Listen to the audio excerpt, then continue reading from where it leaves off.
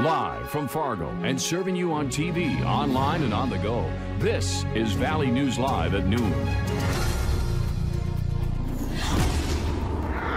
We start with a breaking news alert. After hours of searching and issuing a code red in parts of Cass County, folks there can now feel more at ease. 2 people are under arrest. Hi, everyone, and thank you for joining us. I'm Jordan Schreier. We've been following this all morning, and Valley News team's Rose Itzkovitz joins us live from near Wheatland, where everything went down just a short time ago. Rose, what happened out there?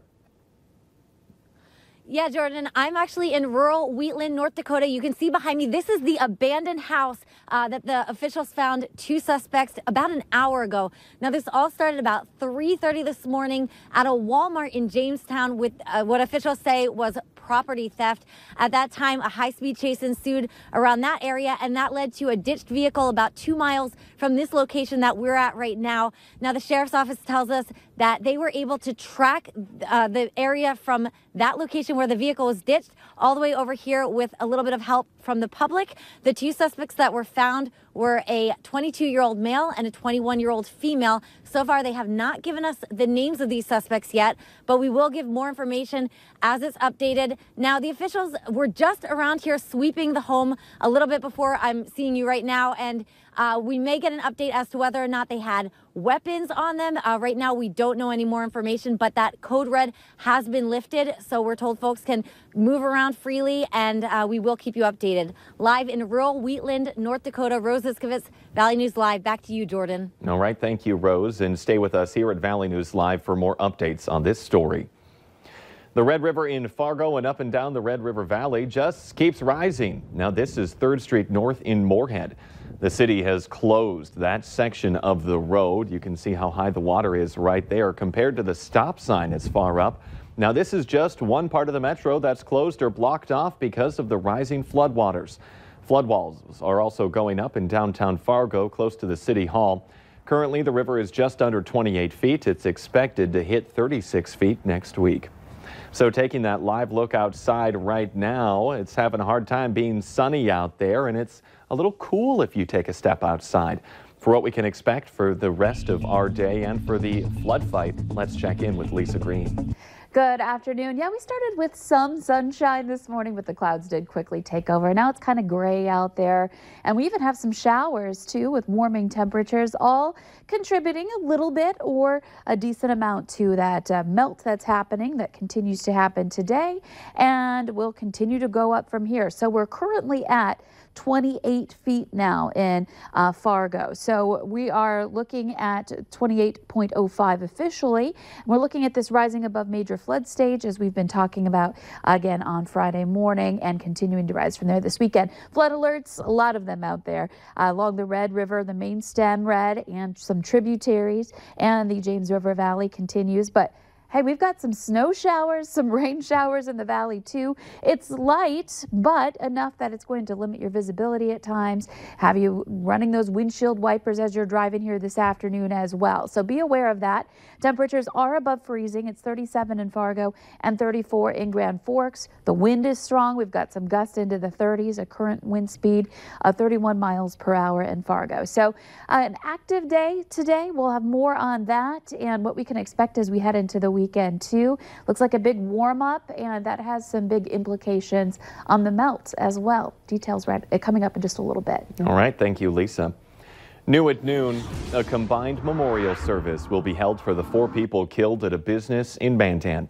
Services for Robert Faulkner, William and Lois Cobb, and Adam Fuhrer will be held Tuesday, April 9th at 11 in Bismarck. Their bodies were found Monday at RJR Maintenance and Management. The owner and 3 other employees were all killed. That killer has not been identified and is still on the loose. Authorities are not saying how the victims died. Authorities in Barnes County say one man is now in jail for terrorizing and felonious restraint after an incident earlier today. It happened at a Valley City business. Police say they were called to the 100 block of Main Street East about what they called an imminent safety issue. When they arrived, one person was running from the building and taken into protective custody. Another worker was found safe at a different location. Police then set up a perimeter and later arrested 27-year-old Zachary Klein. Police say more charges are likely. Crews responded to a structure fire in Trail County this morning.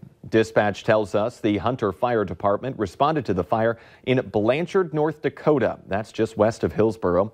We tried calling the Hunter Fire Department, but they weren't available. Stay with us as we learn new information.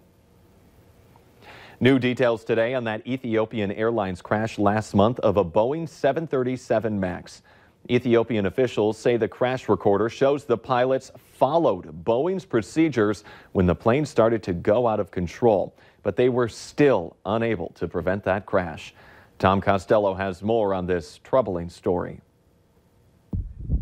The first official details on the crash of that Ethiopian Airlines 737 MAX that went down just 6 minutes after takeoff nearly 4 weeks ago. All 157 people on board died. Ethiopia's transport minister told journalists the crew was qualified and followed Boeing's emergency instructions. The crew performed all the procedures. But many questions remain unanswered. Investigators believe the plane's angle of attack sensor may have been damaged or ripped off, possibly in a bird strike, and therefore unable to feed accurate pitch information to the plane's MCAS anti-stall system. The MCAS system then forced the nose of the plane down as the pilots struggled to pull it back up again. The pilots inundated with stall warnings and alerts soon after takeoff. The control column, or stick shaker, activated violently at just 450 feet off the ground. The plane flying at 320 knots, much faster than normal. That problematic MCAS system remains the center of attention.